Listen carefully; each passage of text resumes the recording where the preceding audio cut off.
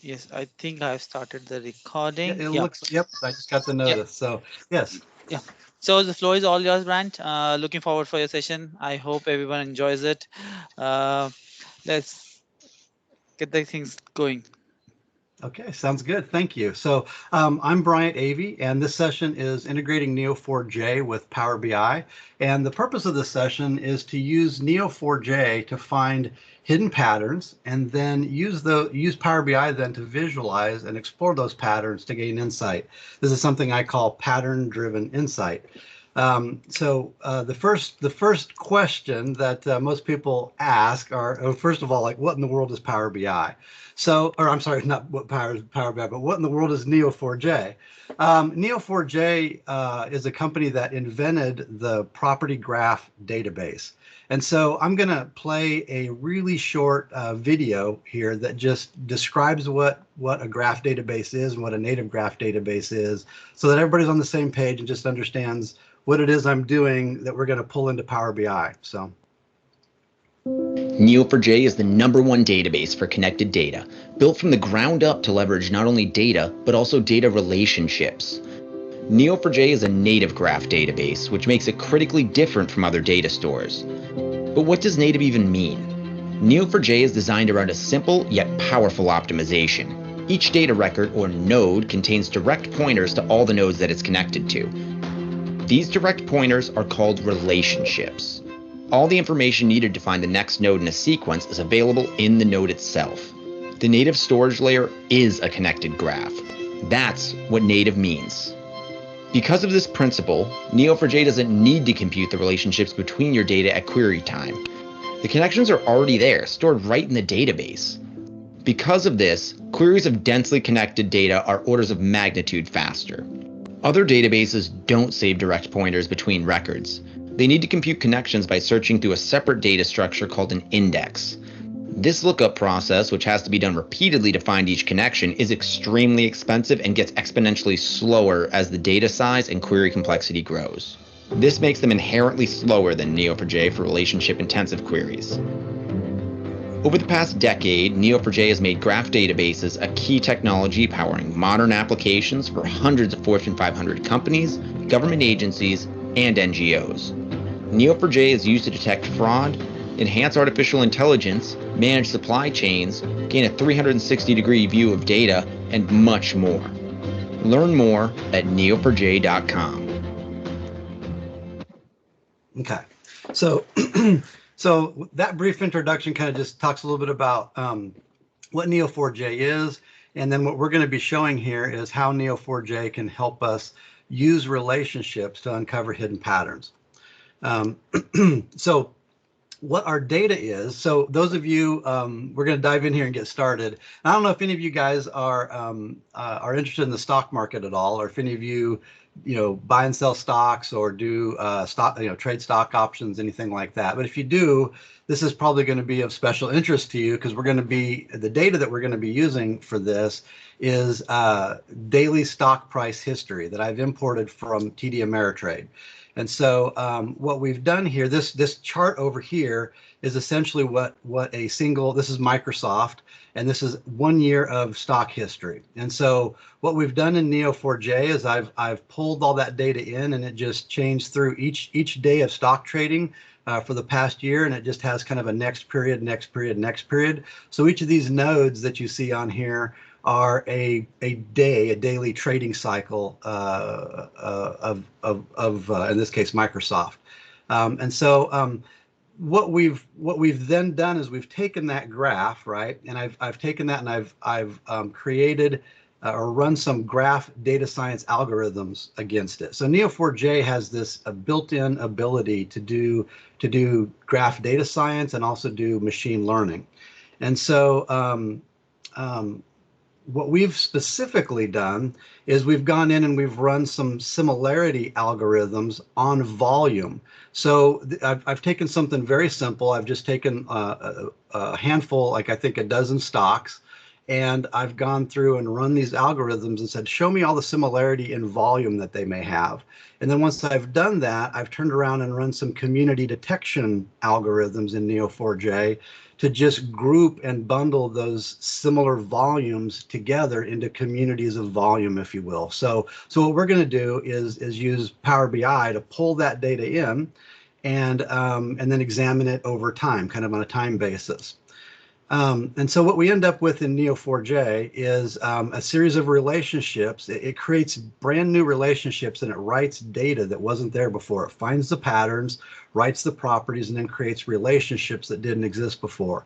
And so you can see here that we've got Netflix and Adobe and Facebook and the queues, NVIDIA with different relationships between one another where they've got similar volume, where they've got volume similarities. And so this picture here is this is all 12 stocks that I've got. So I've got Google, Adobe, AMD, Apple, Beyond Beef, QQQ, Facebook, Costco, NVIDIA, and Netflix and Zoom. So those are the stocks that I'm pulling in for this. And you can see there that there's some, just the huge amount of relationships going back and forth between these in Neo4j.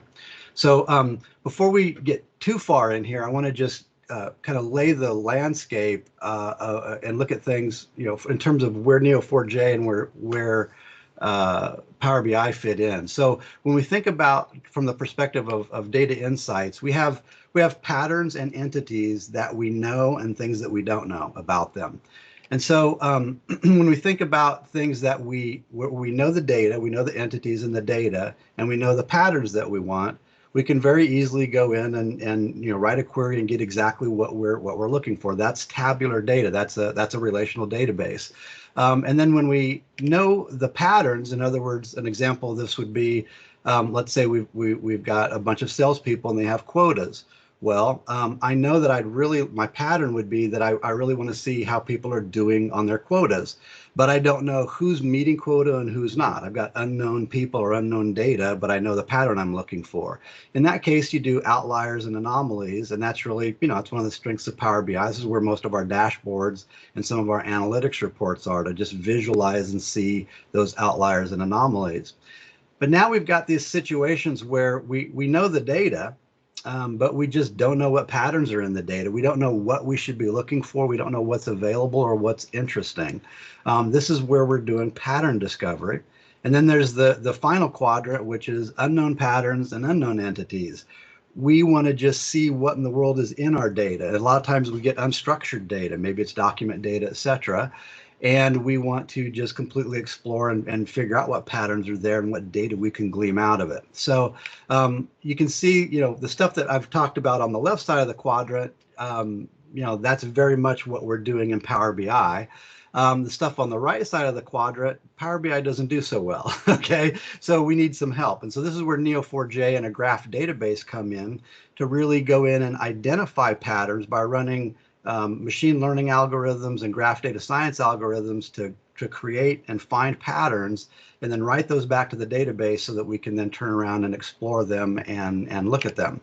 So specifically, what we've done in Neo4j is I've run a couple of different algorithms, and again, I've done similar communities based on volume, on the stock volume, the trading volume. So I've run an algorithm called the k-nearest neighbor. And what that does is it goes through and it creates these new relationships between the stock price history and its nearest neighbors.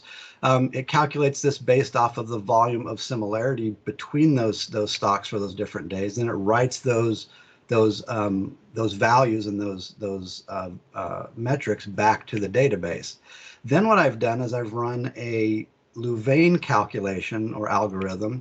And what it does, it's really good at detecting network or communities inside of networks. So we've created this network of price volume history, and then we've gone through and created communities or groupings of those volume prices to basically go through and see, call out or group those things together. And so so what we're going to do, I'm going to first show you really briefly just Neo4j. By the way, the script that you're seeing on the left of the screen here, this is called CypherScript or CypherQuery.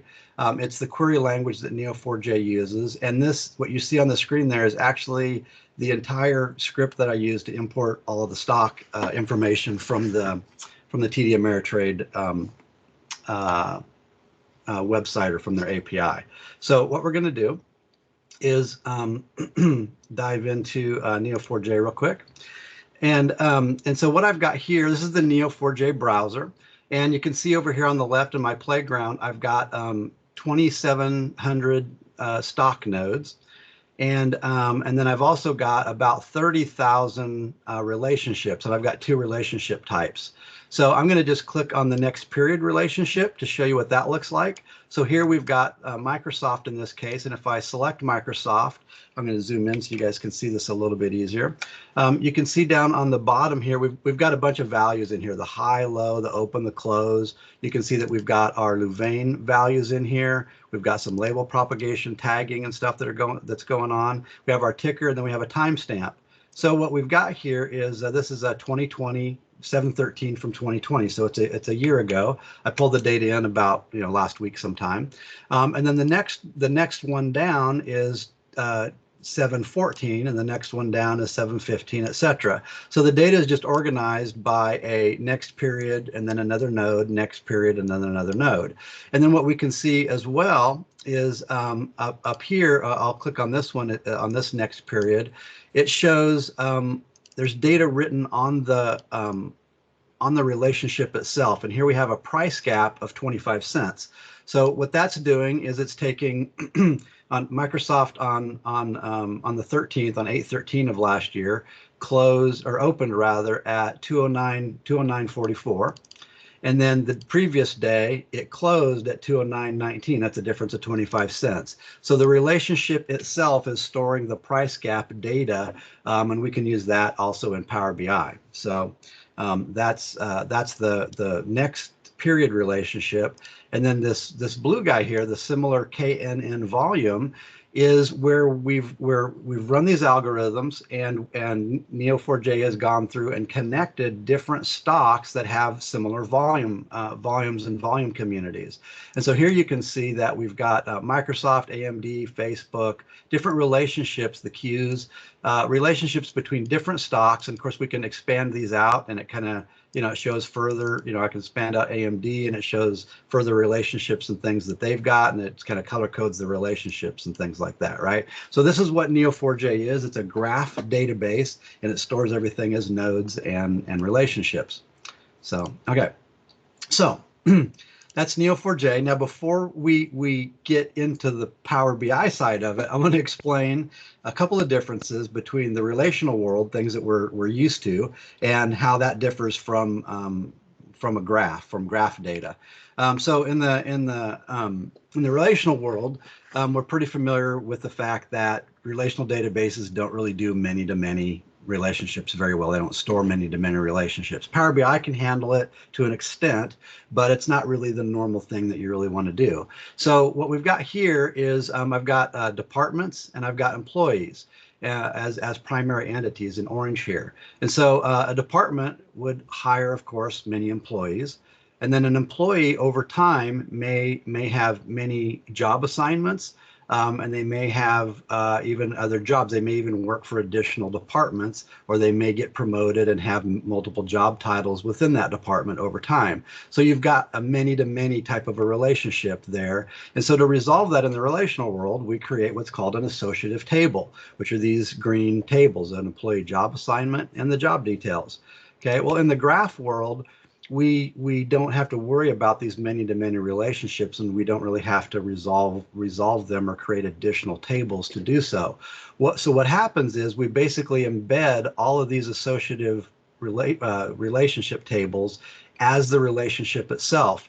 And so what happens is all of the relationships and the data associated with those tables gets embedded into the relationship itself, and then the major entities become nodes. So we've got an employee node, a department node with those properties, and then we've got a relationship with all of the interdependent, with all the associative properties embedded into the relationship. So when we get ready to pull this into Power BI, what we have to do is we have to not only pull out our node, our stock information is what we're going to be pulling out, but we also have to pull out the relationship data itself and turn that back into a table that then will resolve that many-to-many relationship and give us effectively a new associate table from the relationship. So hopefully that makes sense. Okay, just look at the comments. Okay, so we're going to dive in and do some Power Query script. I'm going to show you the query that I use to actually pull this data in. It's a little complicated, and so I'm going to teach you guys this technique in Power Query script to wrap steps together. So Power Query script is a functional language. And we've all been looking at the great DAX, all the cool DAX that everybody's been doing, and we all know instinctively that DAX is a functional language when we wrap functions inside of functions inside of functions, but we don't often necessarily realize that Power Query script is also a functional language.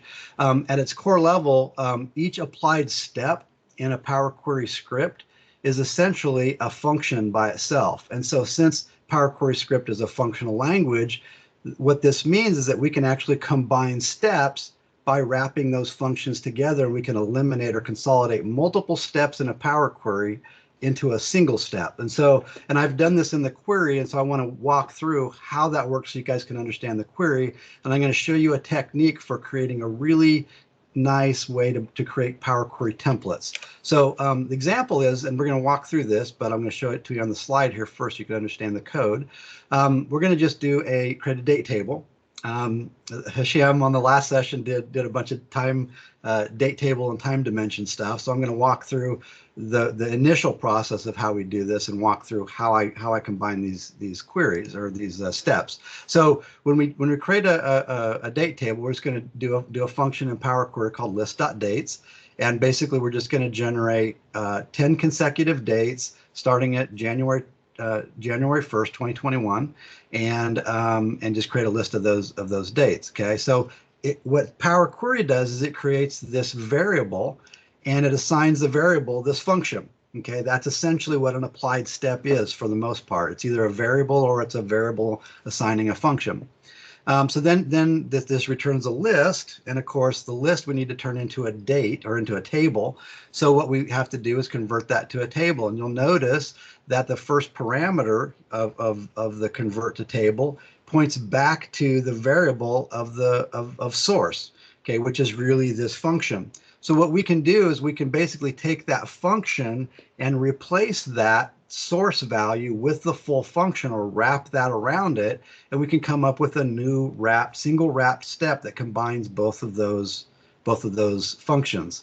The often misunderstood miracle of M, yes, or even why it's called M.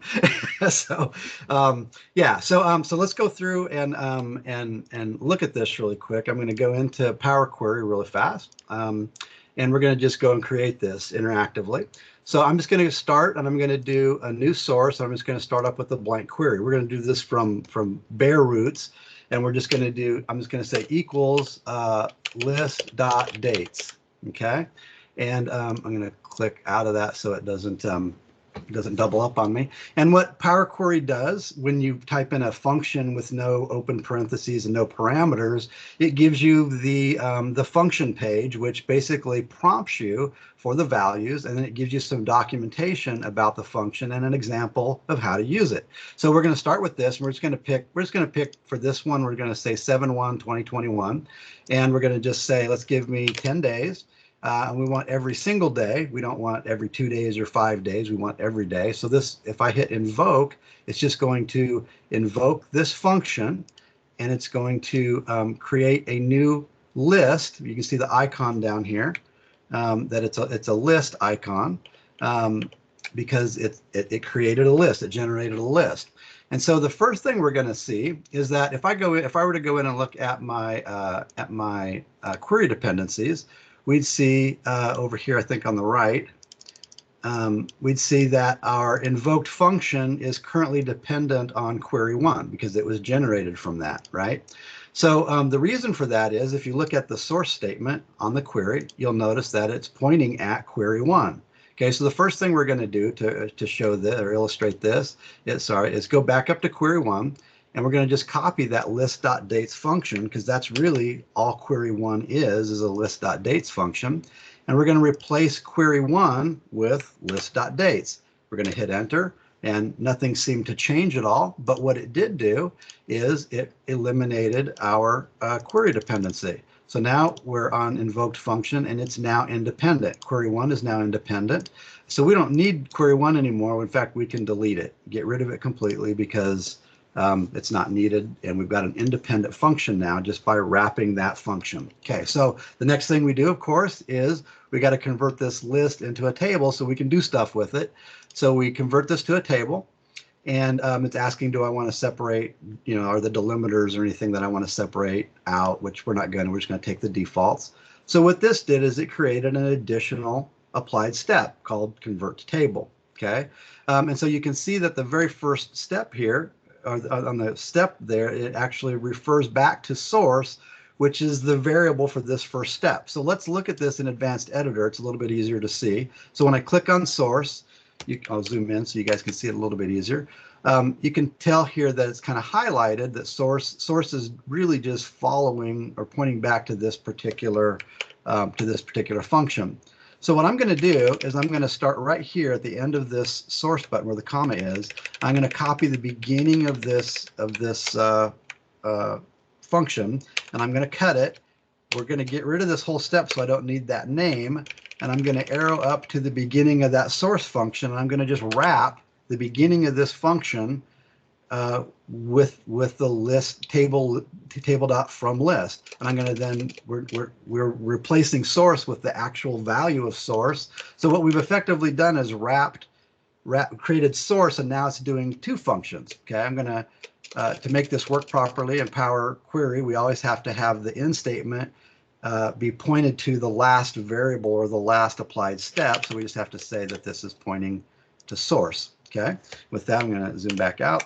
And then we're going to hit done. Okay, so now what you'll see is that our second step here went away, and I've still got a table that's got those dates. Okay, we're going to do this one more time. We're going to convert this to a date column, which again adds a step to change the type. So let's go back into Advanced Editor, and what we're going to do is we're going to do the exact same thing. I'm going to go down here to where it says source again. Again, this is wrapping or using this variable to substitute the previous function.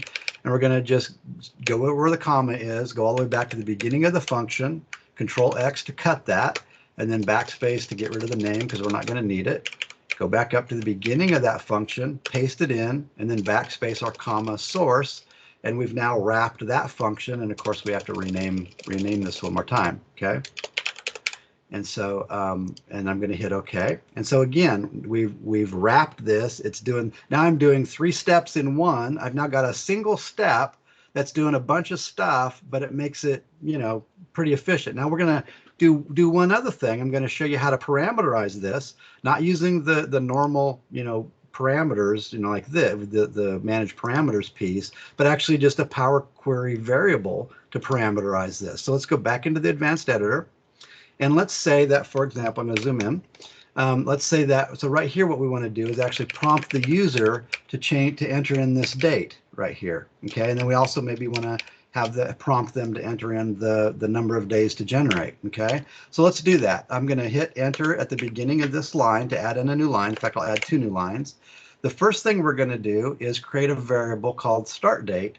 Now, when I want to prompt somebody in Power Query to actually indicate that they need to enter in a value or it's a parameter, I always use a double underscore. In Python, this is called a dunder, double underscore dunder. So we're going to call this dunder start date. Okay, and we're just going to have this be a string, and I'm going to do it as 2021 / we'll say 7 and 1. Okay, so that's our date.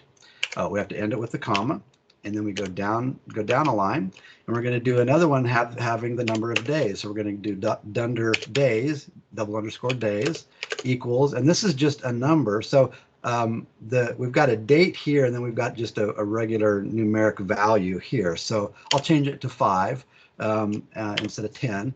And then what we need to do now is just use these variables that we've created. So for the date, when we created that transform to a column function, Power BI automatically used this internal date. Okay, and so what we're going to do is just do something similar, but we're going to use the string. So what we have to do is do a date dot from text.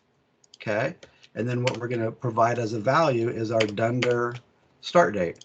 So it's going to just convert that to that text to a date to provide that to the previous function.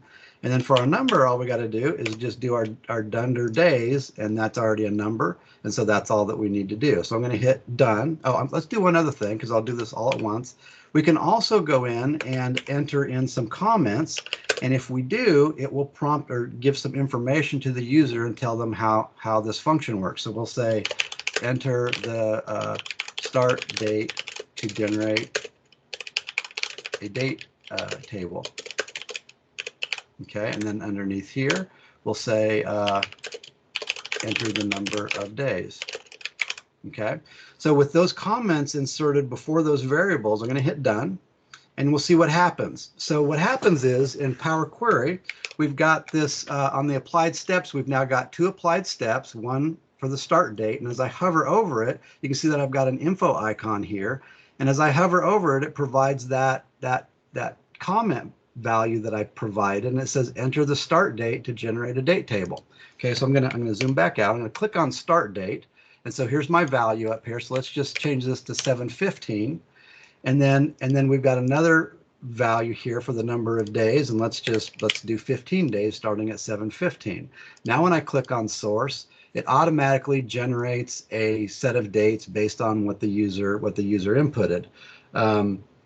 It's a variable. Now it's really a variable, but what we're using it as an applied step, kind of as a parameter. So technically, no, it's not a parameter, because that's these things, right? Where you manage the parameters. It's not one of these. But the nice thing about this is what we've done is effectively we've created an applied step that cues the user in that this is a reusable Power Query, right? And so we could go on and add additional steps and continue to wrap those, right? And do that function, right? And so what this allows us to do is it allows us to create Power Query templates that can be copied, reused, over and over again. You can take, of course, anything that you've done in Power Query, and you can just copy that whole entire query, paste it right into Excel, and reuse the same query in Excel and get the same data in there. You can also use it in SSIS and integration services, and you can do it for, like, ETL jobs and things like that to import and to move data around. How does it help with scheduling refreshes? Well, it doesn't necessarily help directly with refreshes, but what it does do is it helps me write queries faster. So and focus on just the business of getting the data in. So I'll show you how I've implemented this. I think it'll answer that question a little bit. Okay. So what I've done is I've created, to get data from Neo4j, what we have to do is do a REST API call. It's a web call. And so the core of the call is a web contents function in Power Query. Okay, and you can see in orange here, I've got all these different dunder values, right? My input parameters. So I specify the Neo4j URL, the database, the username, the password, and then at the bottom I specify the CypherQuery. Okay, so I'm creating kind of this Power Query template. And the thing about web calls in Power BI is that Power BI automatically, or by default, does everything as a web method called a get call, and it submits everything in a web contents call as a get. And what we need to do is actually submit it as a post call. And how you do that in Power BI to do a post request, a post method instead of a get method, is you have to specify this parameter called content. And And so when we specify content, we basically can just pass it in this query, and Power BI will automatically then, when it sees the content value, it'll make it a post call. The other thing special that we've done here is in the purple here, I've created a binary, a text to binary. We're taking the username and password and we're encoding it so that we can pass an encoded basic authentication over to Neo4j. Okay, so so that's the query. So let me go in and show you how this works. And oops, go into Power BI here, or Power Query. So here's my template.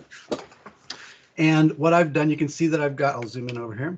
You can see that I've got my URL, and I click on that, and we just enter in the URL, the database, Neo4j, the username, the password, which is stocks in this case, and then I have a CypherQuery. And of course, this looks really similar to the CypherQuery that, you know, when I clicked on those and we looked at those over in Neo4j. So this is a Neo4j CypherQuery that's just text, so we can just copy and paste those in. And then I've got a single step then that basically does everything else. And so it's basically going through and it's doing 5 or 6 or 7 different functions, and it's wrapping all of these functions together. It's putting together the statement, streaming everything over, and it's splitting the columns. It's getting a JSON data set back, and then it's automatically parsing that JSON, and I've wrapped all those functions together into a single applied step. So it makes it super clean. I don't have 10,000 steps that I'm doing. I can now focus on just duplicating this column or this template, and I can duplicate it 20 times and just go in and simply change my Power Query, change the query I want, and I instantly get different results, right? So what I've done is I've got a couple of queries. This is our price history that I talked about. So I've done my template right to here. And then you can see that I've got the JSON data back. Now I've done something in my API where I want to know the data types that it passes back, and that's what these funky numbers look. R is for a real number, T is for a timestamp. And so I do a little bit of, I get the data back and then I just do some cleanup. And then because I want to do some other things with the date, I insert a year and a month and a month of year and some other values like that, so I can use that in Power BI, the month name and that type of thing. So I'm just reusing that query. I do it again, duplicate the query, do a different query. In this case, I'm going to actually pull out the data for the relationship. So I do a match query, a match pattern, and I get out that information, and then I get those results. And then I do a couple of data type changes and what have you. And now I've got the relationships where I've got the start node, the end node, and then here's my similarity score. And then here's my next period query. Again, same thing, rinse and repeat. And I've got my start and end node, which go back to price history, and then my price gap that I showed you guys in the graph. So basically then with that, I've got, let me go back over here. Oh, sorry, let me do this. Get to actually to Neo4j, or not to Neo4j, but to Power BI, and I want to show you the model. So then I basically just pulled these in, and I've got our price history, our next period relationships, and our k-nearest neighbor relationships, right? So that's essentially it. I was able to write one query and then just duplicate it and parameterize it, right? Just type in a new query each time and get back new stuff from Neo4j, and then just model that together to build all of this. So what I'm going to do now is shift gears, and we're going to go in and we're going to actually dive in and look at how to use this data. So we're going to use Power BI now to visualize and analyze and explore the data. So Power BI isn't just a reporting tool, right? We can actually use this in an analytic perspective to go in and find these patterns and do this pattern-driven insight. So let's go over there and thank you, and dive in. What I'm going to do, I'm going to actually show this, instead of showing this in Power BI desktop, I'm going to do it on the web. I published it up to the web, and I'm going to do it here because we get a little bit more real estate. It's a little bit easier to see, And I don't have to worry about clicking my objects in Power BI and moving those around accidentally when I'm trying to analyze the data. So the first thing I've done here is I want to just start off this analytics session, right, with that data that I've pulled in. And I want to say, okay, well, first let's kind of look at fairly normal stuff. Let's look at the highs and the lows of these stocks. And so I've got the slicer over here on the left with my stock ticker symbols. And now here I've got just a graph that's showing me the highs and the lows for each of these, for several of these stocks, okay? And so first off, I just want to eyeball this and say, did I have anything interesting just looking at pricing data? Did I have some pattern here where I have lower lows or higher highs, or kind of what's going on? And I'm eyeballing this big dip right here around March. So if I hover over this, it's somewhere between March 3rd and March 9th, somewhere in that range. It looks like there's a really big dip, okay? So just because there's a price dip doesn't mean that it's necessarily anything interesting, but what we want to do is figure out if it might be. So what I've got down here just below it is I've got that similarity label that we marked in just a reporting tool. Ha, exactly. So we've got that similarity label that we pulled in, and so what I'm going to do is I'm going to just start clicking on a few of these stocks, and I'm going to choose Adobe. We'll do Beyond Beef. We'll do Facebook. We'll do Microsoft. We got to do Microsoft and Netflix.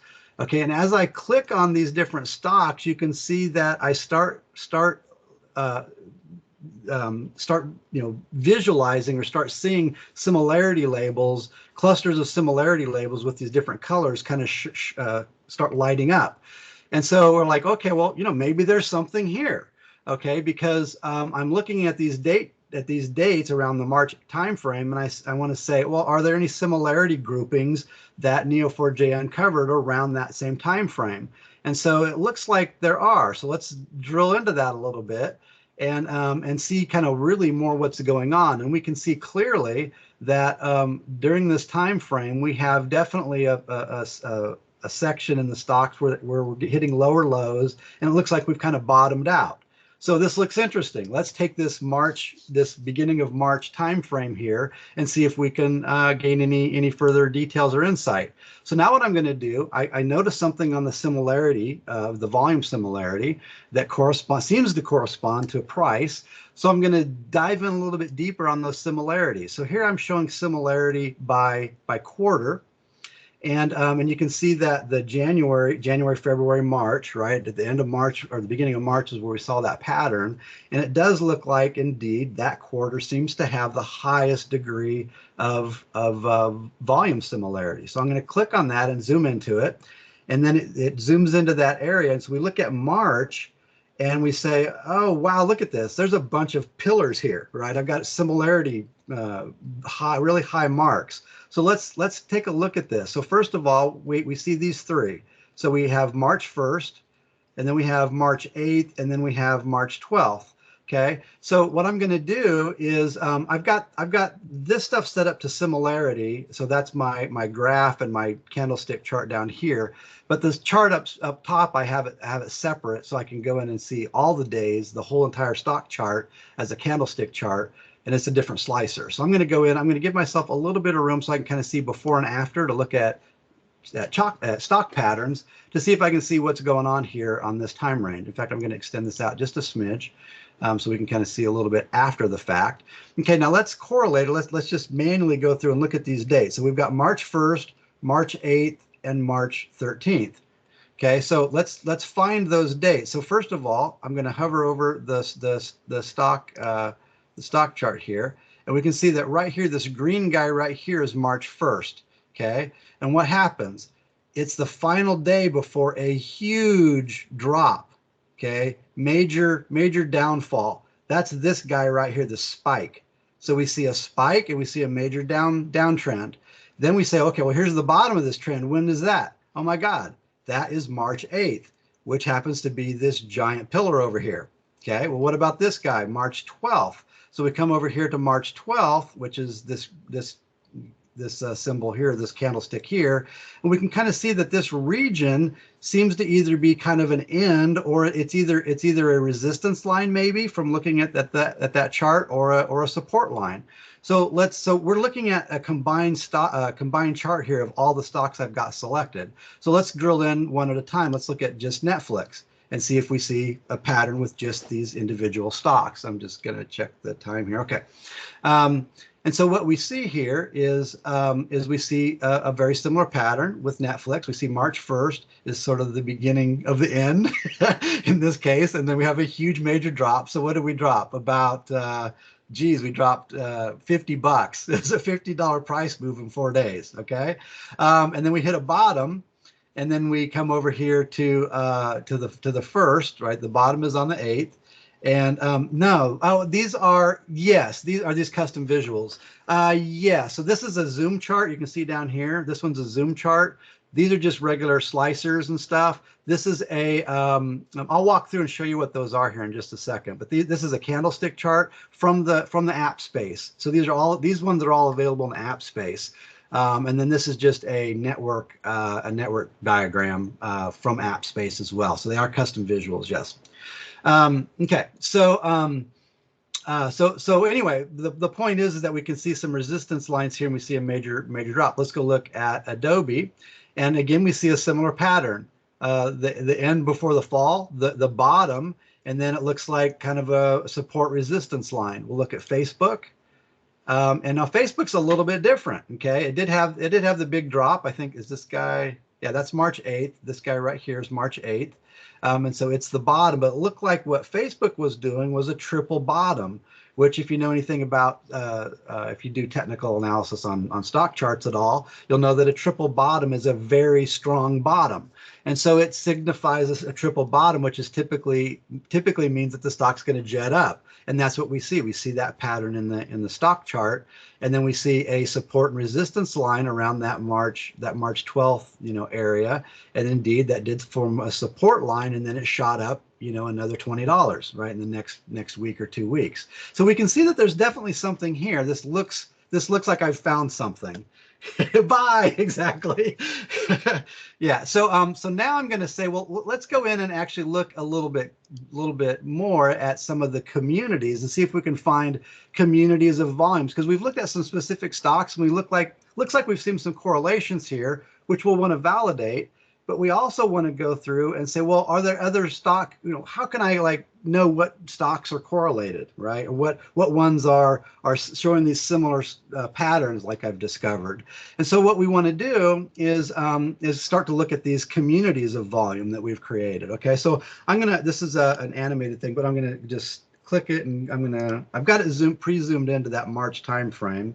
And I've stopped it here on March 8th, on our March 8th time frame with these particular stocks. And so you can see clearly that we've got these communities of volume that are in the same bucket range. Our visual's trying to correlate Neo4j architecture. No, they're not trying to correlate the architecture at all. What I've done in Neo4j is just I've structured Neo4j the way I needed it to create those, to run those algorithms against it, to get that data so that I can pull it into Power BI to visualize. So it's not dependent on the architecture. In fact, Neo4j is a schemaless architecture. You can kind of change the schema and have multiple schemas exist in the same graph simultaneously, and then just query out which version of that schema or version of through the query how you want to see that data. So you've got a lot of flexibility with Neo4j. But yeah, so you can see that there's a lot of communities here. And so what I want to do is just maybe clear out my my ticker symbols and just look back at the where we find the 8th again here. Go back to around that 8th time frame. Here we go. And we can kind of sort of see that there's some other ones that we didn't look at, like maybe NVIDIA and maybe Zoom is pretty close. It looks like really we selected Microsoft, but it's kind of not really, it's in a different category or a different group. So wouldn't it be nice to kind of, first of all, we want to validate or say, well, did what I was seeing, was it real? Was it statistically accurate? So let's go look at some correlations, and then let's maybe dive in and see if we can further examine where these communities are and maybe more fine tune what we're looking for. So I'm going to click on correlations. Now, this page, this entire page, I had a real hard time trying to find visuals in the app space that I want that would work for me. So these are all Python visuals. Okay, so I've gone in and I've written custom Python, and this is the Python visual, the Power BI Python visual. So I'm going to point you first to two charts. Yes, pandas and I forget. I can show you that in a second. I'll try to, let me hurry through this so we can kind of go and show you some of those answers. So this is a correlation, and then down here I've got just a scatter plot, but I'm not aggregating anything. I'm just showing the distribution, a scatter plot with distribution. And so you can see up here, not very interesting. I mean, a little bit of negative correlation, a little bit of negative correlation between the volume community and the volume, but everything else looks pretty neutral. But let's hone in on these particular dates, and actually rather than specifying the dates, let's look at it a different way. Let's go in and look at these volume communities and just see. It's spinning up here, so wait for it for a second. It'll get bigger. Python takes a little bit of time to run the script. So what we see here on this scatter plot is we see a bunch of really dark activity over here in the -500, and these are buckets, so the numbers don't mean anything. They're just the buckets that Neo4j assigned to those community. That's like the community ID, if you will. But we see a lot of activity concentrated in these groupings below 500, and a bunch of really strong ones above 2,500. So what I'm going to do is just do a filter here, and I'm going to just say, okay, less than, yep, I want less than 500. Well, I've got buckets less than 500, or greater than 2,500. Okay, and what this is going to do is it's going to just eliminate all the noise and just filter out all the junk in between here, so I can focus on these two areas out here, the far right and the far left. Now let's go back, and so with that now focused in on these two key these areas here where we've got these volume community groups. Now let's look for some correlation. Thank you. Best storytelling. Yeah. So what we're going to look at now is say, okay, well, look, are there correlations? Do we have statistical correlations to tie in with this? And what we can see here is that we clearly do. We have a 1-to-1 negative correlation between volume and our volume communities, and we start getting a pretty high correlation between our price and our volume communities, right? So there's a 40% almost, right, pricing correlation. So what this says is that what I thought I saw on those previous screens, where I've got these spikes and these volume similarities, I indeed have communities that actually do show a positive, or negative correlation statistically to show me that what I think I'm seeing, I probably really am statistically. So with this over here, this is just basically a chart that's going to show all the stocks together and show me different perspectives. It's kind of like a 3D view, but laid out flatly, to just show a kind of scatter plots and area charts, to just look at colors to see if we can identify patterns. And so what I want to do here is start to look at different color groups, and then maybe go through and pick particular ticker symbols. In this case, I'm going to just cheat here real quick and click on some that I played around with earlier and saw that they tended to come together. So I'm going to click Apple and AMD and Facebook and Beyond Beef and Zoom. Okay, so with those guys, it's cranking here. It's spinning in the corners up here, because Python again takes a little bit of time to render. It has to run those scripts again over the data that you select when you filter it. But it is very effective. And so if you're doing any kind of data science or whatever, it's really nice to visualize your Python here, because you have all the power of Power BI and the filters and the slicers and everything else that you can do. And what I'm doing here is I'm just doing like the page or filters on all pages. So whatever I'm doing in my analytics on this page is going to translate over to any of the other views and things that I look at. And I can look at those, look at it through the eyes of those filters, if you will. Okay. And so I'm going to flip back over here to the correlations. And so with just those stocks selected, we can see indeed also that we have a lot of correlations. We have volume, community, and price. Very, look at that, an exact match on between price and the volume communities correlation here as well. So we have really good, strong, negative correlations. And so this does indeed look like it's an indicator that I could use to do stock analysis and make trading decisions with, right? So this is how to use, Power BI to really, in a way that's not just looking at static reports, but actually using Power BI to to analyze and to interactively look and filter and identify strategies that I can make decisions off of, right? It's pattern-driven insight, okay? And so with that, I'm gonna end the presentation part. There was a couple of questions I want to get to, and you guys asked some questions about some of the stuff. But again, just to recap real fast, I've shown a technique here to combine Power Query steps by wrapping those functions in Power Query to create single steps to be able to reuse those as Power Query templates. And then we use Neo4j to go in and identify and create new data connections and new information to identify patterns in stock pricing history, specifically with volume. And then we imported that data from Neo4j into Power BI. And then we use Power BI as a visualization tool to analyze and visualize the data and gain those pattern-driven insights. Okay, so that's like the recap. This is really data-driven. Yes, it's pattern-driven. Yeah, data-driven and pattern-driven. You're absolutely right. What do you think about? It's terrible. Microsoft Graph. Oh, I'm sorry. Microsoft Graph is actually, Microsoft Graph is really interesting. I've been playing with that recently because when you can actually pull Microsoft Graph data into Neo4j and turn the graph data into a graph, and it's actually quite powerful and really cool. I've been playing around with the some of the stuff that they showcased at the Microsoft conference like last month or whenever it was, and that kind of a thing. So which should I buy? I cannot give any stock advice. This isn't stock advice or tips at all. This is just really how to use it to potentially gain some insight. So real briefly too, I do have with those queries, by the way, I have some gists out there on GitHub. If you just search for my name on GitHub, I've got gists of those actual Power Query scripts for Neo4j, and I wrote an article back in May on Medium. So if you go to Medium and just search for my name on that, or search for Neo4j and Power BI, you'll probably find it.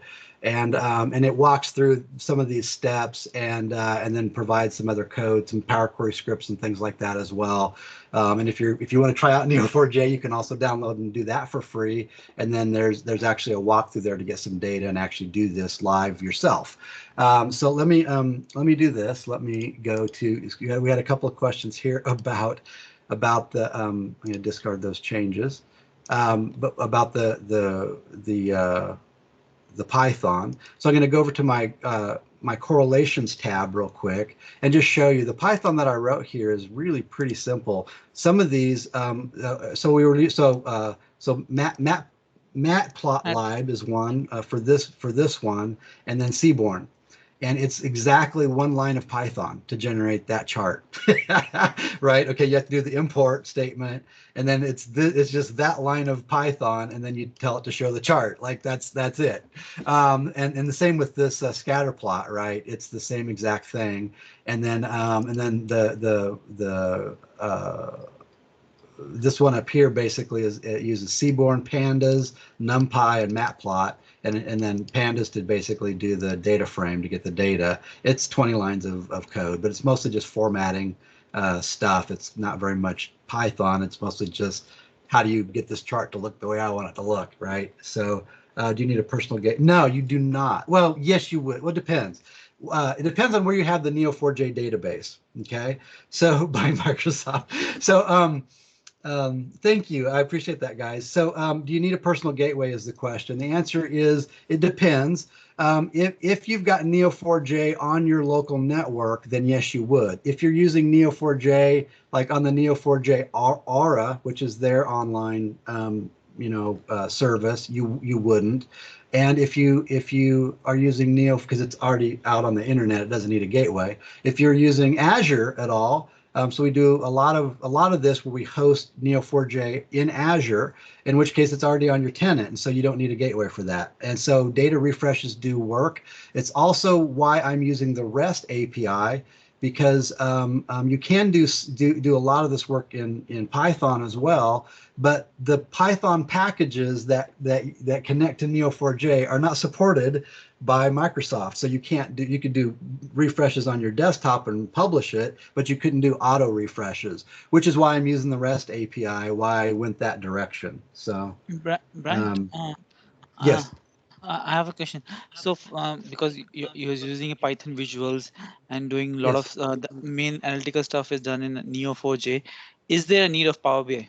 Just a question out of the context, because is there a I need of feel a like Power BI in a sense? Because if you well, can so build. here's yeah. So I think let's talk about that, because let's say, so in Neo4j, if I wanted to visualize these time series things, graph databases aren't awesome at visualizing. They're really good at doing graph things, but when you then flip that and want to pivot it and look at it 10 different ways and look at it specifically on timelines, you need a better visualization tool. You need to do something to augment the graph and to visualize it the way you want. And Power BI is absolutely an awesome tool for that, which is why I've chosen this integration. So everything's better with Power BI. Yeah, I firmly believe, I can honestly tell you there isn't one client I have that doesn't use Power BI. Some of them may use like Tableau or something, but everybody uses some sort of data visualization. I can tell you from an executive, the management perspective, if you can't get it in Power BI, it's like, I can't use it. Like, I need to be able to access it.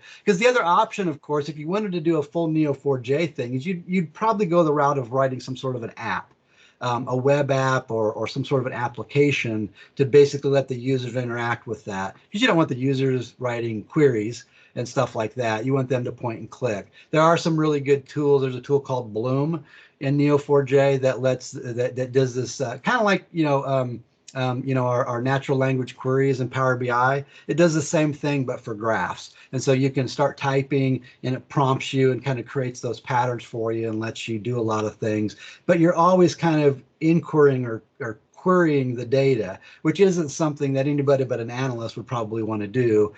So to get it out to the business and out to the enterprise, right, to enterprise it, you really want to do something in Power BI where you can report that, get it in a report and put it out there so people can look at that. So yeah. Yeah, because obviously Power BI is this easy self-service reporting tool that everyone agrees to. Because if you see the whole example, mainly the points is where you're doing the most of the critical analytics that can be even done in Python scriptings and all this stuff. But yeah, with those visualizations, obviously it makes it more cooler with Power BI.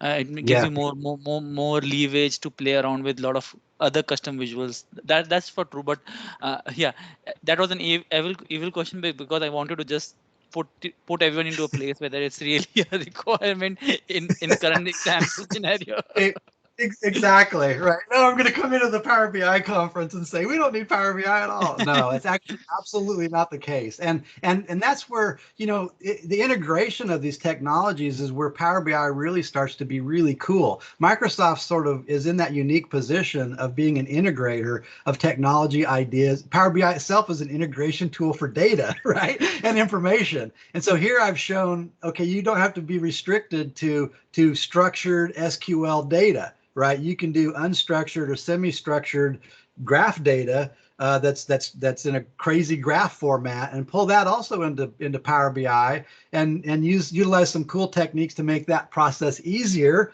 in Power Query, and then kind of automate your analytics analysis and analytics process, and then automate it further and build a production system off of it once you've discovered and kind of built the type of a set of reports or dashboards or whatever that you want to do this discovery on. And it could update live, every hour or whatever you wanted it to do. No problem. It could go out and download new TD Ameritrade data like on a live. You can actually make trades. The TD Ameritrade interface lets you make trades. So you could Power BI can actually, a query can actually update data in Neo4j as well. So you could write a query, a Power Query query that updates Neo4j and then displays it and does all that kind of stuff as well. So a lot of flexibility and a lot of power. So yeah.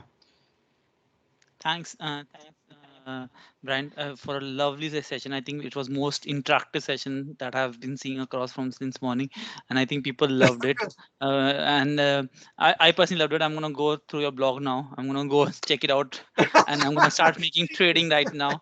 I want to Yeah. become next next billionaire by using that Neo4j if it lets me do. But yes, I think guys, any questions, any last questions before we let Brian go for a good happy weekends, rest of the weekends, rest of the weekend to be. Guys, any questions? I think everyone is just loving it. I think people are just trying to absorb it, what you have done it for us for now, for the last 1 hour. So I think people are going to have a lot of questions. You're going to get a lot of requests on your LinkedIn, so that Okay. mm, I bring it on. yeah. Happy to interact with everybody. Feel free to friend request me and whatever. I'm happy to chat and link up with everybody. So yeah. I did it. I did it for mine. So you need to go and accept it now. More I will maybe do another that. 100 requests out there lying for you. Okay, Brand, I'll stop the recording now. And if there's any question, anything, Brand, if you can post your handles out on the chat, it would be easy Absolutely. for people to connect. Absolutely. Yes, we have the recording. I think this is one of the most popular videos across from the whole today even. That's for sure. Okay.